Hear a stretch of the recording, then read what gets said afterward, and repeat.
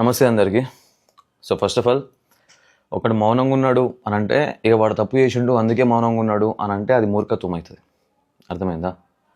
So ముచ్చట ఏంటంటే నా మీద ఏదైతే ట్రోల్స్ అవుతున్నాయో ఏవైతే ఎలిగేషన్స్ అయ్యే మన వీడియోలు అవుతున్నాయో వాటి గురించి మాట్లాడదామని వచ్చిన. అండ్ ఈ వీడియో కూడా ఎందుకు చేస్తున్నా అంటే నాకు ఓకే రియాక్ట్ అవ్వు అని చెప్పేసి చాలా ఇది చేస్తున్నారు. అందుకోసం అని చెప్పేసి మీకోసం అని చెప్పేసి నేను రియాక్ట్ అవి చేస్తున్నా. ఇంకా ఈ వీడియో తర్వాత మళ్ళీ నాకు రియాక్ట్ అవ్వు అని చెప్పి దమ్దం చేయకూరు, ఓకేనా? సో ఫస్ట్ ఆఫ్ ఆల్ ఇప్పుడు వీళ్ళైతే వీడియోలు ఎవరైతే చేస్తున్నారో నా పైన వీళ్ళ ఎజెండా ఏంది? ఒక అమ్మాయికి అన్యాయం జరిగింది, ఆమెకి న్యాయం చేయాలి అన్నది వీళ్ళ ఎజెండానా? లేకపోతే వీడి పైన ఒకటి ఇది వచ్చింది, సో దీన్ని క్యాష్ చేసుకుందాం, మనం దీంతో వీడియోలు చేసుకొని పైన సంపాదించుకుందాం, ఇదా మీ ఎజెండా? ఒకవేళ న్యాయం జరగాలి, న్యాయం చేద్దాం అన్న ఎజెండా అయితే మీరు చేయాల్సిన పని ఏంది?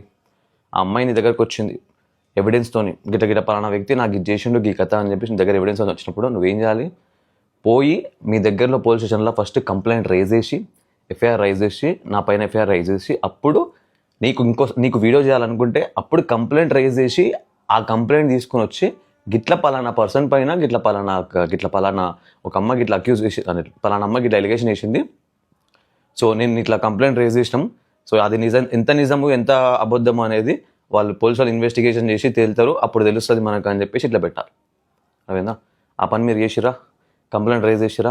చేయలేదు. ఏం చేసిరు? సోషల్ మీడియాకి వచ్చి పెట్టుకొని పార్ట్ 1, పార్ట్ 2, పార్ట్ 3, పార్ట్ 4 అనుకుంటా పార్ట్లుగా తీసుకొని వచ్చి ఎట్లా పడితే అట్లా వితౌట్ ఎనీ ఇన్వెస్టిగేషన్ మీరు నాకు ముందు ఇన్ఫార్మ్ చేసిరా గిట్ల పలానాది నీ పైన గిట్ల అలిగేషన్ వేసింది, మరి దీనికి నువ్వేమంటావు, నువ్వు చేసినావా, ఇది నువ్వేనా ఇది అని చెప్పేసి మినిమం నువ్వు నన్ను అడగలేదు.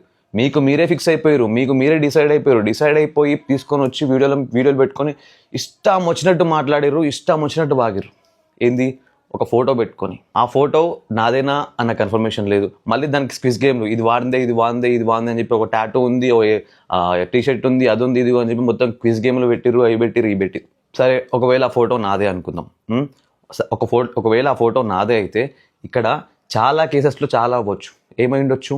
ఇది మ్యూచువల్ కన్సర్న్తో జరిగి ఇక్కడ నుండి ఫోటో వెళ్ళి అక్కడ నుండి ఫోటో వచ్చి ఇద్దరు మాట్లాడుకొని ఇద్దరు చేసి తర్వాత ఆ అమ్మాయి నన్ను ఇట్లా బ్లాక్మెయిల్ చేయొచ్చు, చీట్ చేయొచ్చు. ఈ వర్షన్ మీరు ఆలోచించలేరు. ఆ అమ్మాయి నెంబర్ తీసుకొని మరీ మెసేజ్ చేసినది, మరి నువ్వు నెంబర్ తీసుకొని మరీ మెసేజ్ ఎందుకు చేసినావమ్మా? అడగలేరు. ఆ అమ్మాయికి ఆల్రెడీ బాయ్ ఫ్రెండ్ ఉన్నానని చెప్తుంది. ఆల్రెడీ బాయ్ ఫ్రెండ్ ఉండగా నాతో ఏం పని? అడగలేరు. అమ్మాయి చెప్పింది అంటే అమ్మాయి చెప్పిన ప్రతివన్నీ నిజాలు అయిపోతాయా? ఎవరో వచ్చి ఏదో మాట్లాడి ఏదో చేస్తారంటే నీ దగ్గర ప్రాపర్ ప్రూఫ్స్ ఏమున్నాయి? నీ దగ్గర ఒక ఫోటో ఉంది, అది ఎంత వాస్తవం ఎంత కథ? వీళ్ళిద్దరు పంపించుకున్నారా? ఇది ఒక సైడ్ నుంచే వచ్చిందా? లేకపోతే వాళ్ళు పంపించిన తర్వాత ఈ అమ్మాయి ఇట్లా బ్లాక్మెయిల్ చేస్తుందా? ఏంది ఏం కథ? మినిమం ఏమైనా చేసిరా?